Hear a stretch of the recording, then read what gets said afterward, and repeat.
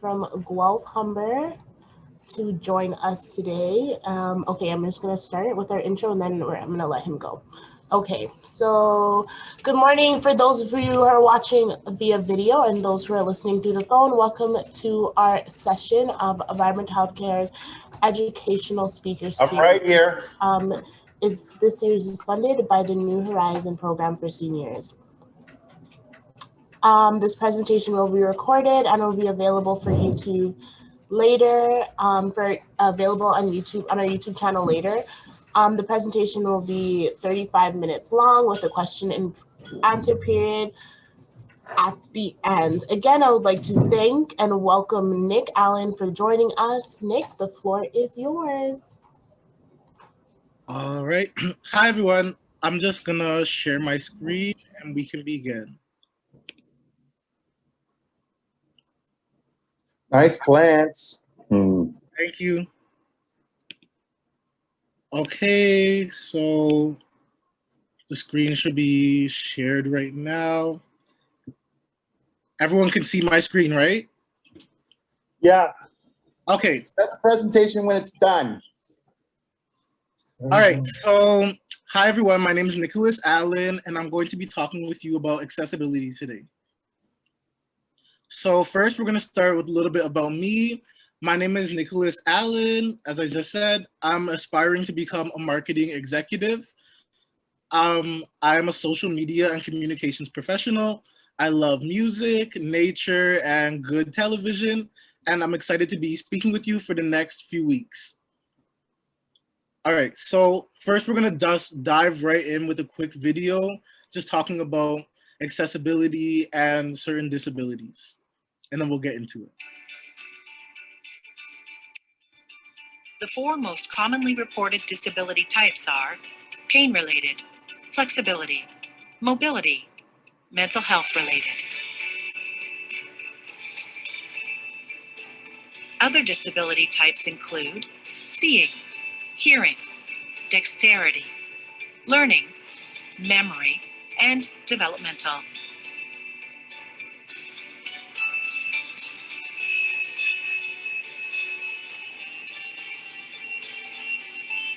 Going forward, it is always important to remember to be clear about end users' accessibility requirements. That, including accessibility from the beginning, can cost less than adapting, modifying, or replacing a product or service later on. That we should never assume accessibility does not apply. As an example, in producing this video, a range of creative attributes were taken into consideration. Colors with good contrast were utilized. Font sizes and styles were reviewed.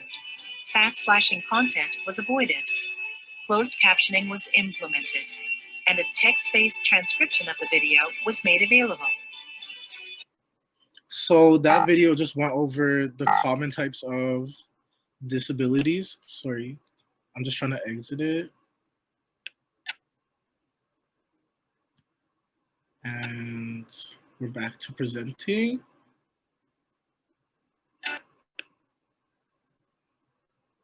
All right, so what does accessible mean? There are three definitions of the word accessible that we're going to be going over today. So 1A is capable of being reached or physical accessibility. 1B is easy to speak to or deal with or verbal accessibility. 2 is capable of being understood or appreciated, and this can be understood as user support or language barriers. And 3 is easily used or accessed by people with disabilities and adapted for people with disabilities. And that's some tips and features we're going to be going into later. So first things first, we're going to talk about physical accessibility. And of course, we have to start with transportation. So some of the best methods of transportation that I prefer are the bus and the train. And a few tips about those is always arrive 10 minutes beforehand because the bus or train does not wait and it will leave without you. And a good way to travel with the bus and train is to download the transit app. So if you can see the screen, the app kind of looks like a green box with a white squiggly line through it, and you can use this to see what time the bus or train comes and travel and plan your travel. You can also, it's really a good investment to get a Presto card. So Presto cards are fairly new. They started a couple years ago. And the purpose of them is to get rid of changes in the past. So the way to pay for public transport now is with the Presto card. What you can do is you can go on prestocard.ca, upload money online or in person at any transit destination, and then you can just tap your way onto the bus instead of paying with change. Other good forms of transportation are Uber and Lyft, and these are also apps. So you just download them, and to use them, you have to pay online, and you put your card information through the app. If you're uncomfortable with this, you can also go with the more traditional taxi to get around. And it's also important to mention just street etiquette. So for streets, only cross on walk signals and ask for help if it's necessary. Do not rush to avoid injury. If you see the time is going down, there's always more time to wait for the next light. And try to use ramps and scan doors or revolving doors, because sometimes regular doors are a bit heavy and you can pull your back or something. All right, so next is verbal accessibility. So for verbal accessibility, please remember it's always important to have an emergency contact. An emergency contact is a friendly, responsible, and reliable person, and they are usually nearby and able to help if necessary. And I also have some fun tips for verbal accessibility. I know that we all sometimes call the government or the bank, so I'm going to give you some tips to navigate automated calls, because sometimes it can feel like you're on the phone forever waiting to talk to a person. So some tips to get straight through to someone is to press 0, press the pound key twice, or do not select any option. If you wait and don't select anything, it overrides the system and it will transfer you to an actual person to speak with. Another tip is to call in the afternoon between 2 and 4 p.m. as there's shorter wait times, and always have your information ready. All right, next up is user support. So sometimes it's a bit difficult to read off the screen or read off your phone, and there's a quick fix to that. It's something called voiceover, and you can do this either on your phone, which I'll go into later, or on your computer, just by typing in simply text to speech. So you can download text to speech apps on browser or phone, and text to speech can read aloud any copied text or documents. You just copy and paste it in, and it will read it to you like an audiobook. For television, it's a better user experience, viewer experience, if you turn up the brightness in the day, and always remember to turn the brightness back down in the night and turn on a couple lamps just to help prevent vision loss. I learned that the hard way. Growing up, I always used to watch the TV full brightness, and now I'm wearing glasses. So, and also remember to turn up the volume for optimal hearing. And for books, purchase reading glasses. It can actually be very beneficial. If you're having a bit of trouble and you're squinting, reading glasses can help. And also purchasing a book light that can sit atop the novel can really help to brighten the book. All right, now for language barriers. Quick fact about me, I used to be a server at Montana's, and I did have a guest one time that had language barriers. So I'm just using personal tips that she used with me. So she had a bit of trouble communicating, so she used hand gestures.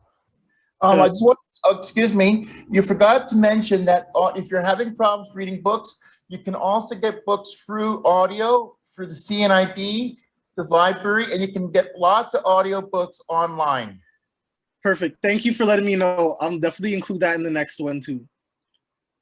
So yes, audiobooks are also a really good method to use if you have trouble reading. But back to the language barriers, hand gestures are always very important.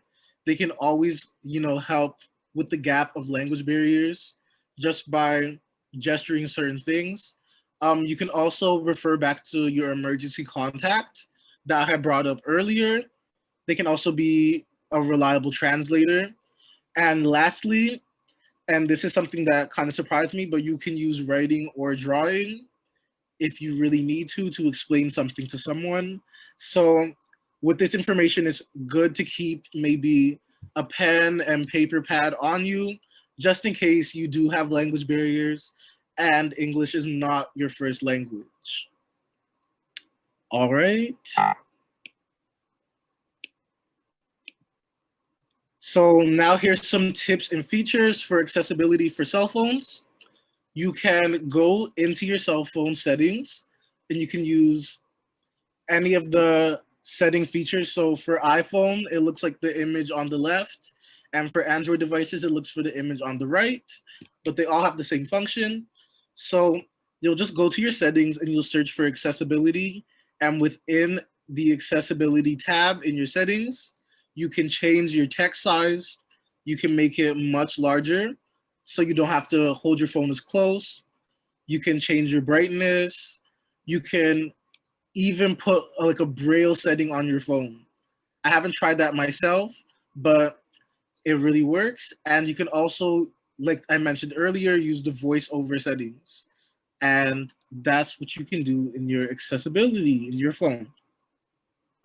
So next is some more tips. If you have vision loss or you're experiencing vision loss or afraid of that, it's important to get vision tests every single year.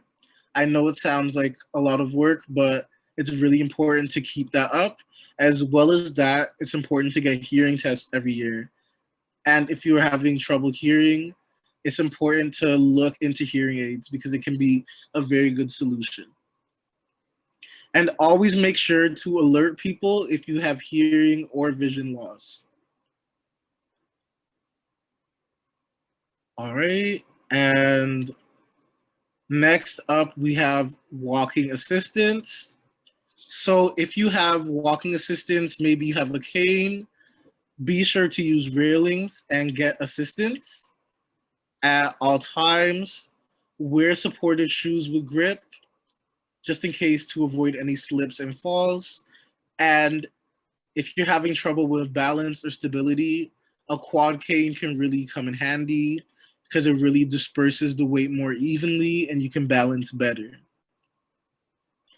Right? And if you are using a wheelchair, you can use ramps to get assistance, ramps or get assistance, of course. And it's also important practice for wheelchairs to engage in cardio exercise and engage in good posture at all times. All right. And now here's some contact information. If you have any questions related to seniors with the Ontario Ministry, and they'll answer all your questions, you can call toll free, and it's 1-888-910-1999. And if you have any questions regarding the Ontario Ministry for Accessibility, you can call toll free 1-866-515. All right. And so sorry, this went a bit sooner than I had anticipated, but we're already at the questions portion. So the first thing I wanted to ask is, what is the most important thing you learned today from this presentation?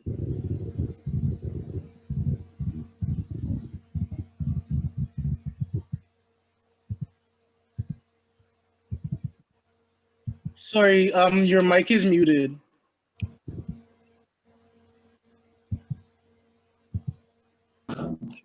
We didn't even talk about education and accessibility and stuff like that, and things like social assistance, including the Ontario Disability Shafting Program. Sorry about that. I'll definitely make sure to include this next time. Yeah, and when you did the transportation section, you left out the whole section on things like wheel trans, trans help, and the door-to-door services that are available for people with disabilities. Okay. Thank you so much for these tips, because I'm going to make the next presentation so much better. So, Okay, and about Presto. All right, Douglas, we're actually going to wait until the end of the presentation to ask any questions, okay? We're just going to let Nick continue his presentation, and then at the end, if you have anything to say, we'll let you talk then, all right? we're actually at the question process right now.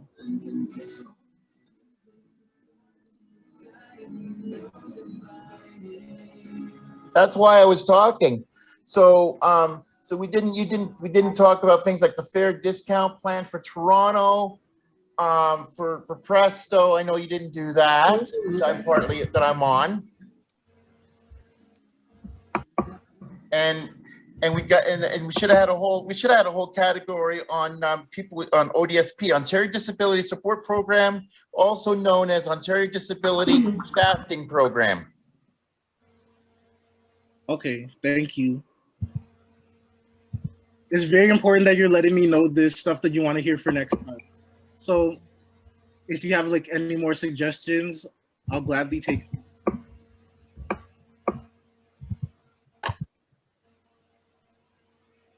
I think I'm the only one on here.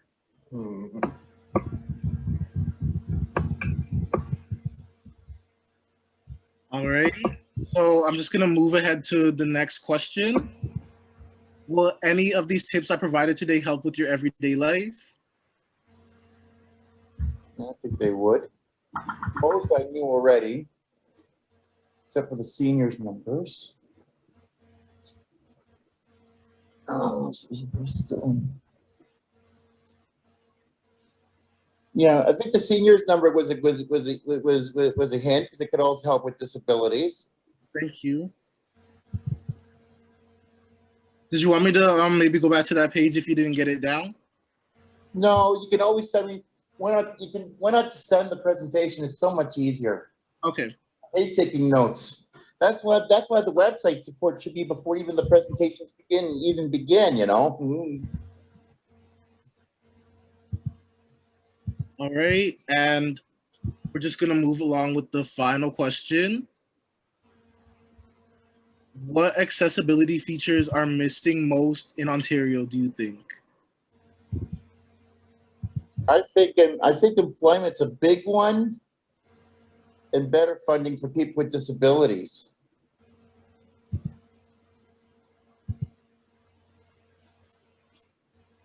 Which is another big issue in its own self. Yeah, I agree. I think that, because as I was doing my research, I think it's 90% of all businesses say that they are diverse and inclusive, but only 3% look towards people with disabilities. So I think that's really important to work towards. Yes. Yeah, because I got a pizza place that could be making a lot of more money out of people like me if they simply spent a couple of $100 to put in a proper ramp into it. That's it. You know, that would have been it to fix that problem. Yeah. Yeah, I will add to that most of the stores in downtown Toronto, like on Queen Street or Dundas Street, you can't get into because there's a step into the store. And not very accessible. Like totally not accessible. And even a lot of the curbs, you know, when you're crossing the street, it's not a nice smooth ramp. It's you know, all broken up, or because a couple of times I've actually gone down the curb and it's got such an incline that my chair bottoms out and it goes into manual mode, and then I've been trapped. And that's actually a really scary feeling. When, you know, like I'm in the middle of an intersection or I'm at the edge of an intersection and I'm in manual mode and I'm all by myself. So do you think that maybe like traveling downtown on Queen Street, is it, of course it's more difficult to be by yourself, but if you had someone like an emergency contact to be with you, helping you, is it easier to travel around that way? Yeah, but it's not convenient to have an emergency person with me at all times. You know, first of all, it's not in my nature, and it's just not convenient. I'd also like to point out that the point of accessibility is not that somebody would need assistance to access the places, that they could be able to do it independently and on their own, right? So Exactly. if the way that things are designed requires somebody to have someone with them to help them through it, then it's not really fully accessible, you know? Yes, I agree. And it also takes away independence. Absolutely. All right. Well, I think that is the whole slideshow for the day. It's my first one. Bear with me. The next one will definitely be longer and have more information. But I want to thank you all for spending this time with me today and listening actively. And I'll see you again soon. Thank you for what you did. Thank you. You're welcome. You know what I think would be a good idea? Why don't you send me the presentation and then I'll put the comments in and I'll add, maybe I can add some more information that I already know and I can send it back to you. That would be perfect. I am, what are you using? Are you using, I can support you, both, what do we call it? PowerPoint and whatever you call it for it. The other one that you're using for the mat, if you're using that one. I've been using Google Slides. So all you need to Google Slides. I could learn that. Okay. I could learn Google Slides if I need to. Just send me the thing and I'll see what I can do. Yeah, guys, so since we do have a little bit more time, does anybody have any stories or anything specific they want to share or add to today's talk or presentation? Maybe somebody who has not really talked in a. I think it's maybe time I give somebody else a chance to talk, I guess, eh? Mm-hmm. Yeah, and if nobody doesn't want to talk, Douglas, the floor is yours, of course. All right. Because we could talk about ODSP for a long time, and that's why we got to get it all fixed. I just sent the link to the slideshow in the chat if you wanted to take a look at it yourself. It's hard to get at it. Oh, it's in the chat, eh? I think the chat still stays up after you quit the meeting. Is that right? I mean, the stuff that's on your phone? I'm not 100% sure if the chat remains. Yeah, I don't think you'll have access to the chat once the meeting is over, Douglas, but if you click on but I mean, not to send, but to read, but to read the history and possibly copy content from it into the clipboard. Yeah, I don't think that you'll be able to do that once the meeting has ended. Because I'm still a little bit confused about some things in Zoom. It's confusing a bit. Yeah. Okay.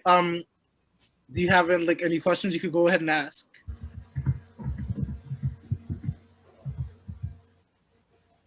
I think I've given you enough. We have to give others a chance. Or am I the only one on here?